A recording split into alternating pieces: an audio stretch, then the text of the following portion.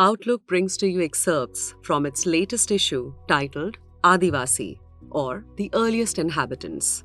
This issue of Outlook looks at the politics of appropriation and resistance in the wake of recent developments in the states like Jharkhand and the Union Territory of Ladakh. With the general elections due this year, it remains to be seen how the Adivasis, who form more than 8% of the total population, participate and how the identity politics shape up in the future. The Future of Tribalism by Sonajharia Minz, a professor in the School of Computer and System Sciences at Jawaharlal Nehru University. Irrespective of the quality of education received in cities or in the tribal hinterland, Adivasis must arise and claim the promises of equality, justice, liberty, and fraternity encoded in the Constitution to count as citizens rather than samples.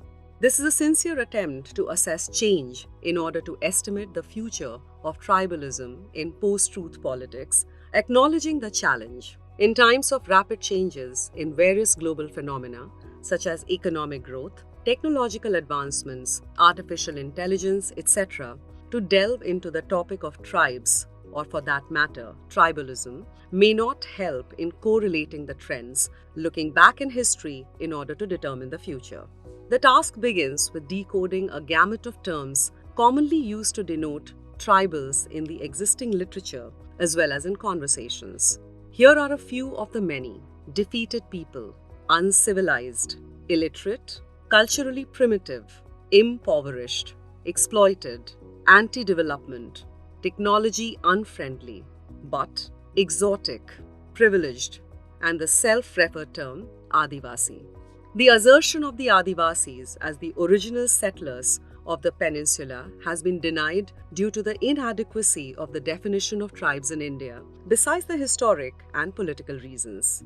Thus, the first matter at stake is the identity of Adivasis and all the terms related to their actions, such as revolt instead of resistance. Some of these autonomous actions for preservation and assertions are known in history as Santal Hul, Tana Bhagat movement, Birsa Munda movement, including Adivasi Mahabhasha in Chota Nagpur and Santhal Pargana. Similar historical accounts in other tribal-dominated areas of the Northeast region and Western India are also available.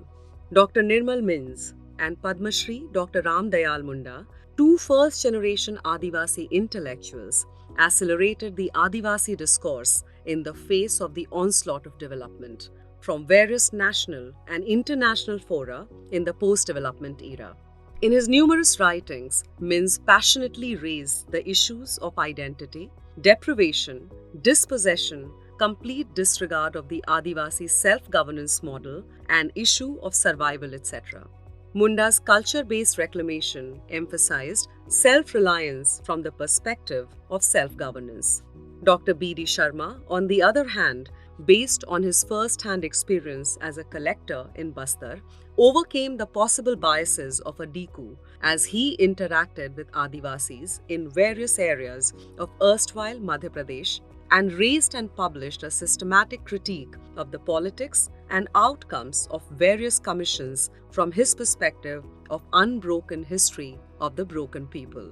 Identity, a descriptor, is not only perception-based or interpretation of survey data, such as terms mostly used in academic writings have certain paternalistic and pejorative connotations, but it also includes indices such as relationship with land, language, culture, art, philosophy, etc., which were the inheritance systematically transferred down the generations and have thus survived for thousands of years in the small world of limited needs and plentiful resources.